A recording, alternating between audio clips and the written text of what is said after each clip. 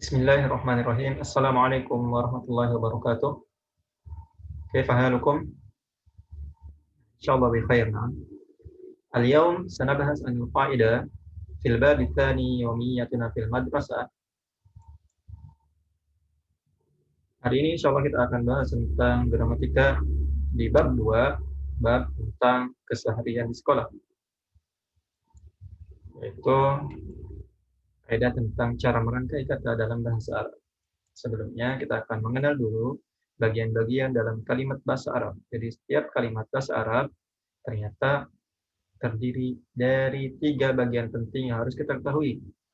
Contoh ketika kita menyebutkan kalimat Sa'idun yadhhabu ilal madrasah, Sa'id pergi ke sekolah. Ternyata kalimat ini terdiri dari 3 bagian penting. Apa saja? Yang pertama, kita kasih contoh Sa'id adalah ismun. Yadhhabu disebut dengan fi'lun. Ila disebut dengan harfun. Dari mana kita tahu ila harfun, yadhabu fi'lun, sa'idun ismun, dan sebagainya? Dari materi-materi yang insya Allah akan kita pelajari hari ini. Al-madrasah bagian dari apa? Harfun, fi'lun, atau ismun? Kita akan jawab pertanyaan ini setelah kita selesai mempelajari semuanya insya Allah. Ismun adalah setiap kata yang digunakan untuk menamai orang, hewan, tumbuhan, dan barang, serta yang lainnya. Jadi kesimpulannya ismun adalah nama. Ismun adalah nama. Ya, walaupun nanti akan ada turunannya yang lebih mendetail. Tapi untuk di awal kita kenal ismun sebagai nama, insya Allah sudah cukup. Jadi ingatkan sekali lagi, ismun adalah nama. Isim dibagi menjadi 2. Yang pertama, ismul dhahir atau nama yang jelas. Contoh Mahmud, Anwar, Sa'ah, Darrajah, Kitab, Talib, Mudarris. Nah, Mahmud contohnya, dia adalah jelas, nama yang jelas. Mahmud, sebuah nama, kita sama-sama tahu. Anwar, sebuah nama. Sa'ah, sebuah nama alat. Apa itu? Jam. Darrajah. Apa makna darrajah? Darrajah, ya benar. Darrajah adalah sepeda. Kita tahu itu adalah sebuah alat transportasi. Kitabun, buku. Talibun, seorang murid. Nah, ini nama gelar. Mudarris, guru, dan sebagainya. Kita tahu itu jelas adalah sebuah nama, baik itu nama orang, nama tempat, nama hewan, nama barang, dan gelar, dan sebagainya. Jadi semuanya disebut dengan isim dhahir. Dhahir artinya jelas. Bagian yang kedua disebut dengan ismun dhamir atau kata ganti. Nah, kita coba hafalkan ism dhamir, diantaranya huwa, dia, laki-laki, hiya, dia perempuan, anta, kamu laki-laki, anti, kamu perempuan, anak, saya, nahnu, kan, atau kita. Jadi, semua ini adalah kata ganti yang dalam bahasa Arab, dalam kaidah bahasa Arab disebut dengan ismun dhamir, disebut dengan ismun dhamir. Bagian yang kedua disebut dengan fi'lun. Apa itu fi'lun? Fi'lun adalah setiap kata yang menunjukkan terjadinya perbuatan pada waktu tertentu. Perbuatan, kuncinya perbuatan pada waktu tertentu. Jadi, simpelnya fi'lun adalah sebuah kata kerja yang memiliki waktu-waktu tertentu. Fi'lun dibagi menjadi 3. Yang pertama fi'il madhi. Fi'il madhi adalah kata kerja lampau. Fi'il madhi adalah kata kerja lampau. Contohnya, dhahaba Mahmud ilal madrasah. Mahmud telah pergi ke sekolah. Dhahaba artinya telah pergi. Jadi, lihatin struktur katanya. Pertama, dhahaba. Bagian yang kedua disebut dengan fi'lun mudhari'. Kata kerja sekarang atau yang akan datang. Contohnya, yadhhabu Mahmud ilal madrasah. Mahmud sedang pergi ke sekolah. Yadhhabu artinya sedang pergi. Jadi, ini adalah bagian yang kedua. Disebut dengan fi'lun mudhari'. Lihat struktur katanya. Ya, dha sukun, dzal sukun, ha, bu. Apa perbedaan dengan nomor 1? Nomor 1 di fi'il mudhari', fi'il madhi, dia tidak diawali dengan ya, langsung ke dza, dan diakhiri dengan harokat fathah. Sedangkan yang nomor 2 diawali dengan ya dan diakhiri dengan harokat dhammah. Sekali lagi, fi'il madi atau yang pertama kata kerja lampau tidak diawali dengan ya dan diakhiri dengan fathah. Sedangkan fi'il mudhari diawali dengan ya di antaranya dan diawali dengan ya, diakhiri dengan dhammah. Ini salah satu contohnya. Selanjutnya fi'il amr atau kata kerja perintah. Contohnya idhab ilal madrasah, pergilah ke sekolah.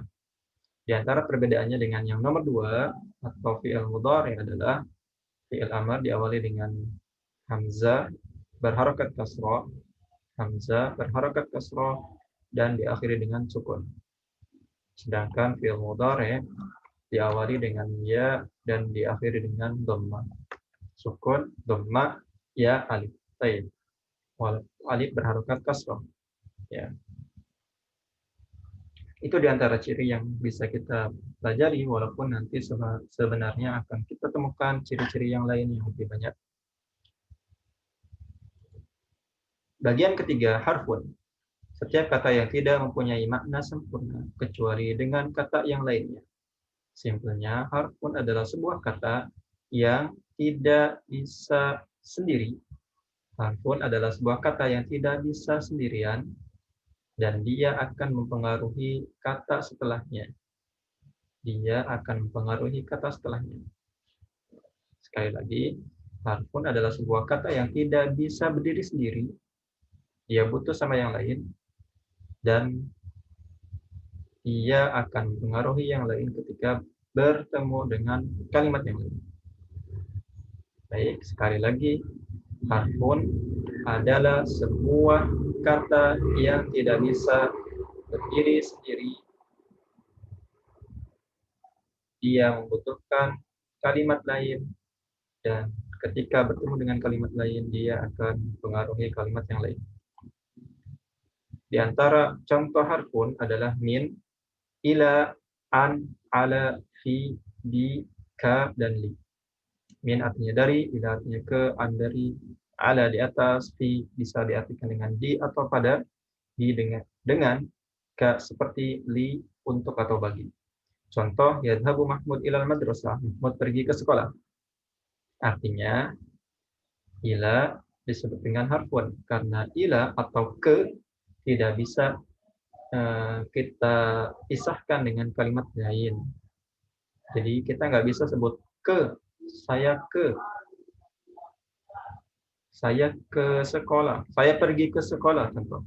Baru bisa dimengerti. Tapi ketika ada orang yang menyebutkan ke tiba-tiba, ke tanpa ada kata sebelumnya atau kata setelahnya, maka kita akan agak kebingungan. Maka kata seperti ini atau kalimat seperti ini disebut dengan harfun. Kata seperti ini disebut dengan harfun.